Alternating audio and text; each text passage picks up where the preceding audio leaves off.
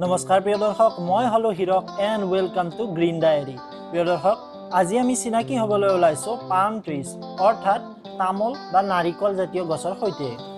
আজিৰ এই ভিডিঅ'টোত দেখুৱা বেছিভাগ গছেই আপোনালোকৰ চিনাকি কিন্তু হয়তো আপোনালোকৰ মাজৰ কিছু সংখ্যক লোকেহে এই গছসমূহৰ ইংৰাজী নাম তথা বৈজ্ঞানিক নামৰ সৈতে পৰিচিত গতিকে মই আশা কৰিছো যে আজিৰ এই ভিডিঅ'টোৰ পৰা আপোনালোকে কিছু কথা জানিবলৈ নিশ্চয় সক্ষম হ'ব আমাৰ আজিৰ এই ভিডিঅ'টোৰ প্ৰথম গছজোপা হ'ল মোমাই তামোল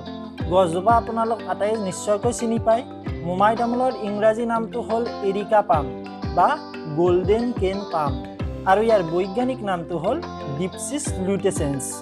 আজিৰ দ্বিতীয় গছজোপাৰ ছবি আপোনালোকে বৰ্তমান স্ক্ৰীনত দেখিবলৈ পাইছে গছজোপাৰ স্থানীয় নাম হ'ল তাল গছ ইয়াৰ ইংৰাজী নামটো হ'ল এছিয়ান পালমাইৰা পাম আৰু গছজোপাৰ বৈজ্ঞানিক নামটো হ'ল বোৰাছাছ ফ্লেভেলিফাৰ আমাৰ আজিৰ তৃতীয় গছজোপা আপোনালোক আটাই ভালদৰে চিনি পায় হয় আজিৰ আমাৰ এই তৃতীয় গছজোপা হ'ল খেজুৰ বা খেজুৰী ইয়াৰ ইংৰাজী নামটো হ'ল ডেট বা ডেট পাম খেজুৰীৰ বৈজ্ঞানিক নামটো হ'ল ফিনিক্স ডেক্টেলিফেৰা আমাৰ আজিৰ চতুৰ্থ গছজোপা হ'ল এবিধ অৰ্নামেণ্টেল প্লাণ্ট অৰ্থাৎ সৌন্দৰ্যবৰ্ধক উদ্ভিদ গছজোপাৰ অসমীয়া নামটো নাগফনা যদিও আমি গছজোপাক ইয়াৰ ইংৰাজী নামটোৰেহে বেছিকৈ জানো আৰু ইয়াৰ ইংৰাজী নামটো হ'ল চাইকাছ চাইকাছৰ বৈজ্ঞানিক নামটো চাইকাছেই হয় কিন্তু লিখিবৰ ক্ষেত্ৰত আমি ইয়াক চাইকাছ স্পিচিছ নামেৰে লিখোঁ আমাৰ আজিৰ পঞ্চমবিধ গছ তামোলৰ চিনাকি নতুনকৈ আপোনালোকক দিয়াৰ প্ৰয়োজন আছে বুলি মই নাভাবোঁ আমাৰ অসমীয়া সমাজত অসমীয়া সংস্কৃতিত তামোলৰ গুৰুত্ব কিমান এই বিষয়ে আপোনালোকে আন 10 জনতকৈ বেছি ভালদৰে জানে এই তামোল গছৰ ইংৰাজী নামটো হ'ল বিটেল নাট বা এৰিকা নাট আৰু ইয়াৰ বৈজ্ঞানিক নামটো হ'ল এৰিকা কেটেচু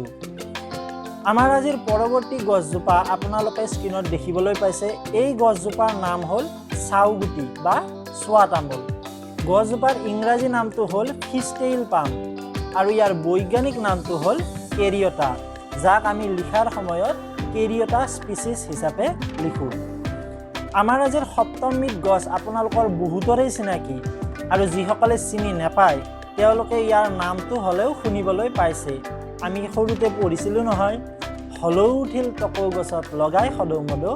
জৌ জৌকৈ সৰিল নিয়ৰ হ'ল জলৌ জপৌ হয় প্ৰিয় দৰ্শক এই গছজোপাৰ স্থানীয় নামটো হ'ল টকৌ গছ ইংৰাজীত এই গছজোপাক হিমালয়ান ফেন পাম নামেৰে জনা যায় গছজোপাৰ বৈজ্ঞানিক নামটো হ'ল লিভিষ্টনা জেনকিনছিয়ানা গ্ৰীফ আমাৰ আজিৰ অষ্টমবিধ গছ নাৰিকলক চিনি নোপোৱা মানুহ কিজানি অসমত হয়তো এজনো নোলাব আমাৰ অসমীয়া সমাজৰ সৰু ডাঙৰ সকলো উৎসৱ পাৰ্বণ বিয়া সবাহ পূজা অৰ্চনা ইত্যাদিত নাৰিকল অপৰিহাৰ্য অংগ আমি আটায়ে আকৌ নাৰিকলৰ ইংৰাজী নামটোও ভালদৰে জানো আৰু সেইটো হ'ল কোকোনাট এতিয়া আমি আহিছোঁ নাৰিকলৰ বৈজ্ঞানিক নামটোলৈ আৰু ইয়াৰ বৈজ্ঞানিক নামটো হ'ল কোকাছ নুচিফেৰা এইবাৰ আপোনালোকৰ স্ক্ৰীনত দেখিবলৈ পোৱা আমাৰ আজিৰ নৱমবিধ গছৰ নাম হ'ল পাহু পাপদ এই গছজোপাৰ ইংৰাজী নামটো হ'ল ট্ৰেভেলাৰ্ছ পাম আৰু গছজোপাৰ বৈজ্ঞানিক নামটো হ'ল ৰেভেনেলা মেডাগেস্কেৰিয়েনচিছ এইবাৰ আমি আহিছোঁ আজিৰ আমাৰ অন্তিমজোপা গছৰ ওচৰলৈ